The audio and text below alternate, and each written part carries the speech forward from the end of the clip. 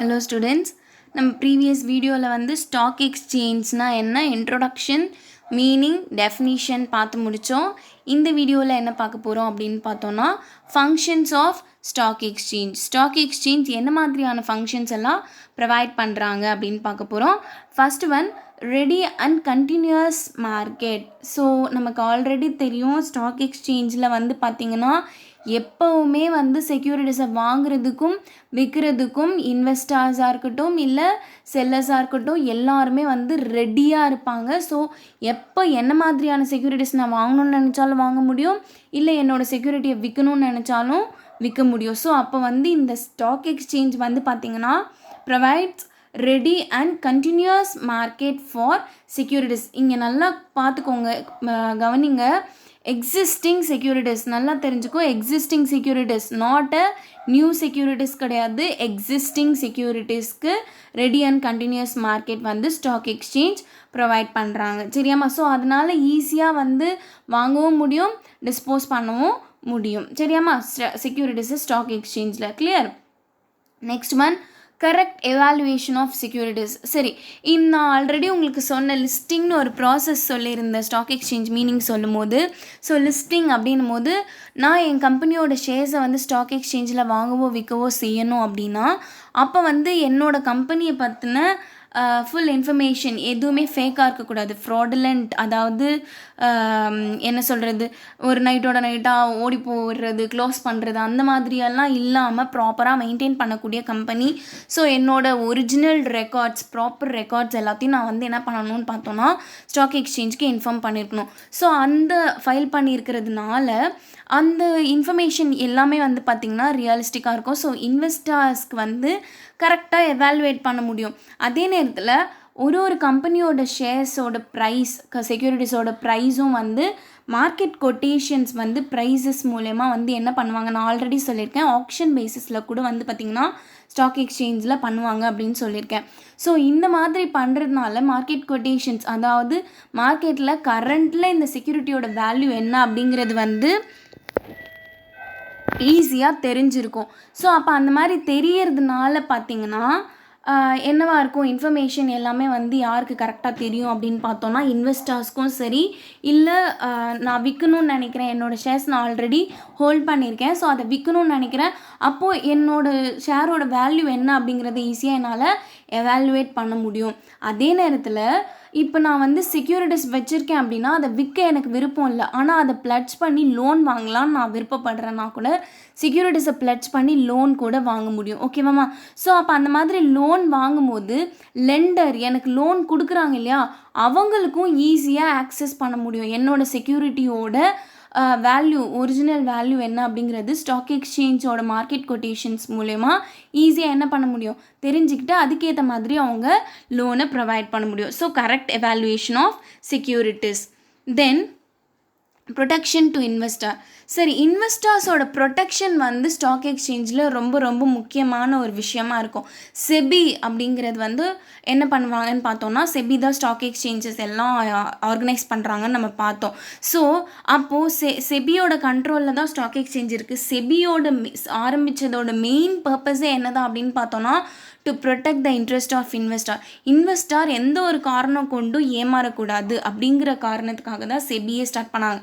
So செபியோட guidance and ரெகுலேஷன்ஸை கரெக்டாக வெல் டிஃபைன்டு ரூல்ஸ் அண்ட் ரெகுலேஷன்ஸை ஃபாலோ பண்ணுறதுனால இங்கே வந்து என்ன பண்ண முடியாது, இன்வெஸ்டர்ஸை ஏமாற்ற முடியாது. ஈவன் இப்போ நான் ஆல்ரெடி சொன்னேன், இன்வெஸ்டர் இப்போ வந்து நான் வந்து ஒரு ஷேர் வாங்கணும் அப்படின்னு நினைக்கிறேன்னா டேரெக்டாக போய் வாங்க முடியாது. நான் என்ன பண்ணணும் அப்படின்னு பார்த்தோன்னா, first I should approach a broker. ஒரு ப்ரோக்கரை நான் வந்து அப்ரோச் பண்ணணும். ஸோ ஆர்டர் அவர்கிட்ட கொடுக்கணும், அவர் மூலயமா தான் நான் ஷேரை வாங்கவோ விற்கவோ செய்ய முடியும். ஸோ அப்போது அந்த ப்ரோக்கர் வந்து என்கிட்ட ஹை ரேட்டாக என்ன பண்ணலாம், சார்ஜ் பண்ணலாம், கமிஷனை கெட் பண்ணலாம் இல்லையா.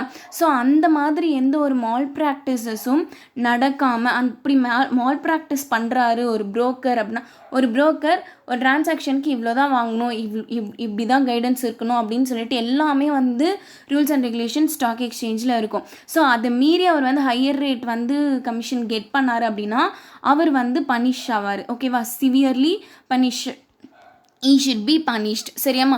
ஸோ த ஸ்டாக் எக்ஸ்சேஞ்ச் வந்து reasonable measure and safety and fair dealing of buying and selling in securities. So அப்போ வந்து செக்யூரிட்டிஸை வாங்கவும் விற்கவும் செய்யும் போது இன்வெஸ்டாருக்கு ரொம்ப safe and fair price dealings இருக்கும். சரியாம்மா? So protection to investors. Okay, next proper channelisation of capital. So capital அப்படிங்கிறது வந்து நான் ஆல்ரெடி உங்களுக்கு வந்து இப்போ ஒரு டவுட் வரலாம், ஏன் வந்து கேபிட்டல் சொல்கிறாங்க, இப்போ வந்து கேபிட்டல் ஃபார்மேஷன் ஏன் சொல்கிறாங்க.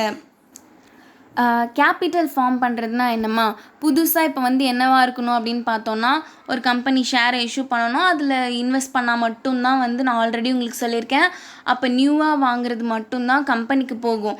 ஸோ செகண்டரி மார்க்கெட்டில் ஸ்டாக் எக்ஸ்சேஞ்சில் நான் விற்கவோ வாங்கவோ செய்யும் போது எந்த ஒரு பைசாவும் கம்பெனிக்கு போகாது.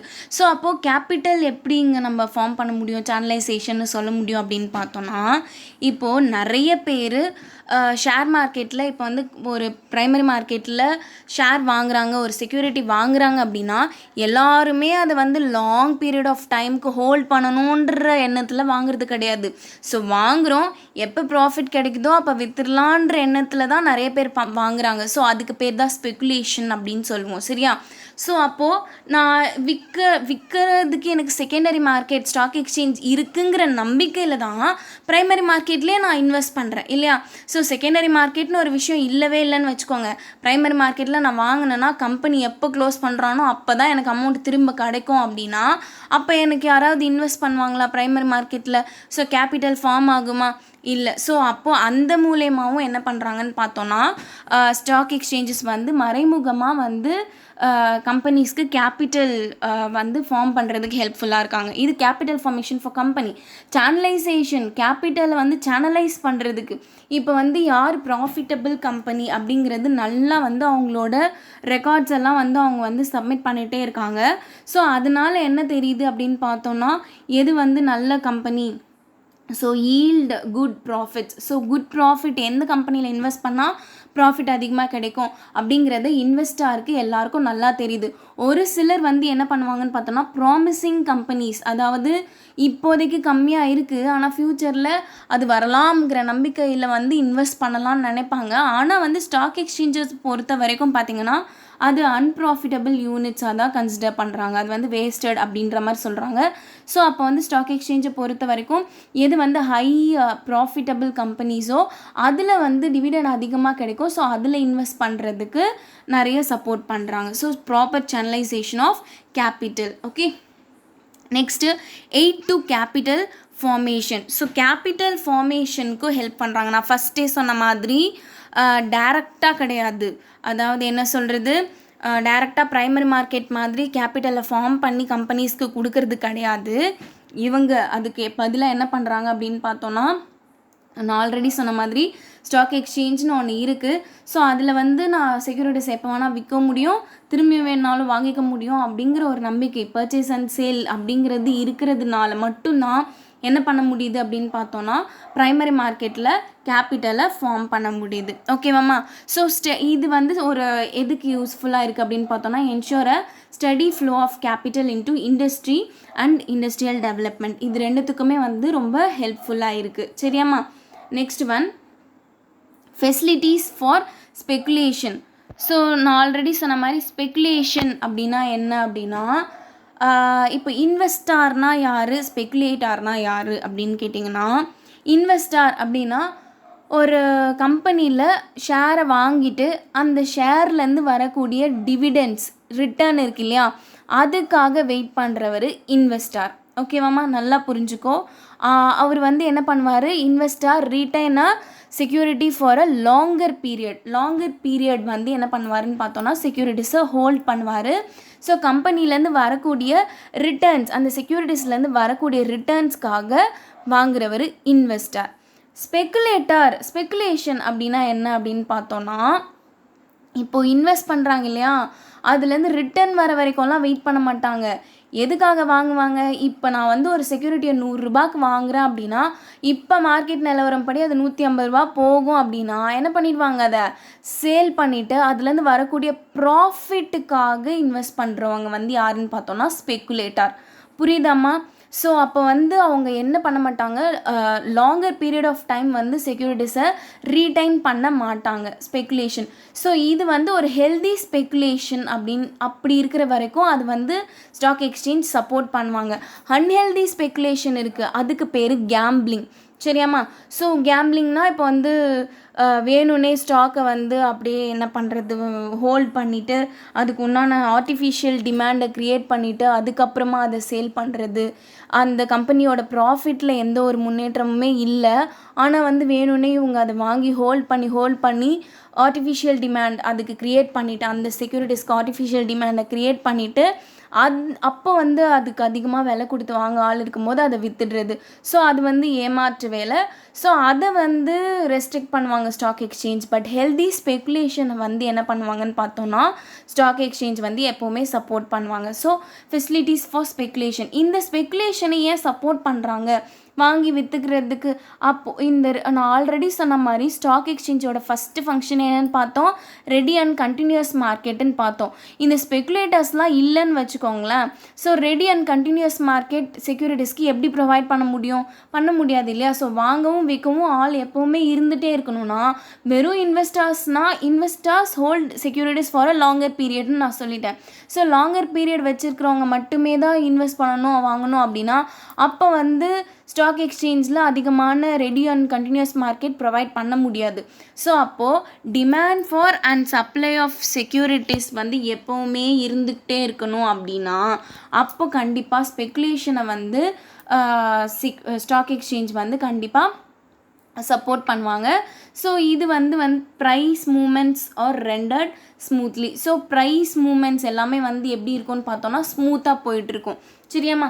ஸோ இப்போ வந்து என்ன சொல்கிறது, ஒரு ஸ்டாக் எக்ஸ்சேஞ்சில் இருக்கக்கூடிய வெறும் இன்வெஸ்டர்ஸ் மட்டும்தான் அவங்க வாங்கிட்டா ரொம்ப நாளைக்கு அப்படியே வச்சுட்டே இருக்காங்க, அவங்க விற்கவே ரெடி இல்லை அப்படின்னும் போது கரண்ட் மார்க்கெட் கொட்டேஷன்ஸை கோட் பண்ணுறதுக்கும் கஷ்டமாக இருக்கும்.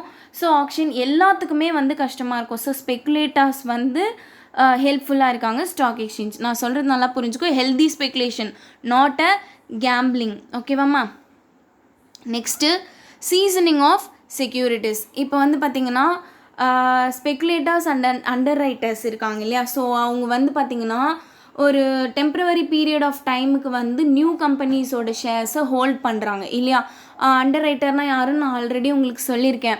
ஸோ நியூ கம்பெனி ஷேரை இஷ்யூ பண்ணும்போது ஸோ அவங்கக்கிட்ட வந்து என்ன பண்ணுவாங்கன்னு பார்த்தோன்னா விற்று கொடுக்குறேன்னு வாங்கிட்டு சப்போஸ் அதை விற்க முடியலன்னா அவங்களே அதை ஹோல்ட் பண்ணுவாங்கன்னு சொன்னோம் இல்லையா?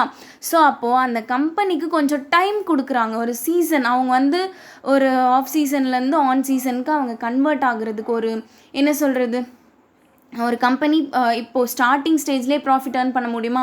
தட் வில் டேக் டைம் இல்லையா? ஸோ கொஞ்சம் டைம் எடுக்கும். ஸோ அந்த டைம் பீரியடை அந்த கேப்பை டெம்பரவரியாக ஃபுல்ஃபில் பண்ணுறதுக்கு உண்டான ஸ்பெக்குலேட்டர்ஸ் அண்டர் ரைட்டர்ஸ் அவைலபிளாக இருப்பாங்க ஸ்டாக் எக்ஸ்சேஞ்சில். ஓகேவாம்மா?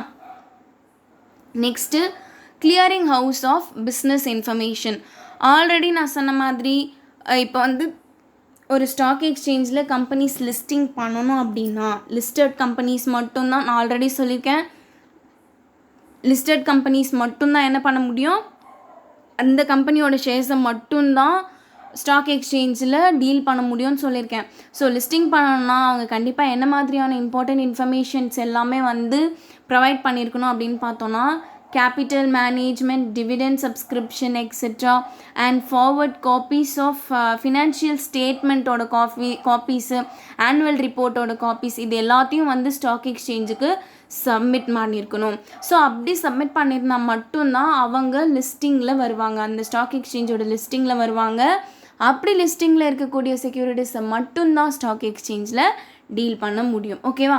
ஸோ இதோட ஃபங்க்ஷன் வந்து clearing house of business informations எல்லாத்தையும் வந்து ப்ரொவைட் பண்ணக்கூடிய, இன்வெஸ்டர்ஸ்க்கு ப்ரொவைட் பண்ணக்கூடிய ஒரு கிளியரிங் ஹவுஸ் சர்வீசஸையும் ஸ்டாக் எக்ஸ்சேஞ்ச் ப்ரொவைட் பண்ணுறாங்க. ஓகேவாம்மா? These are all the functions of stock exchange.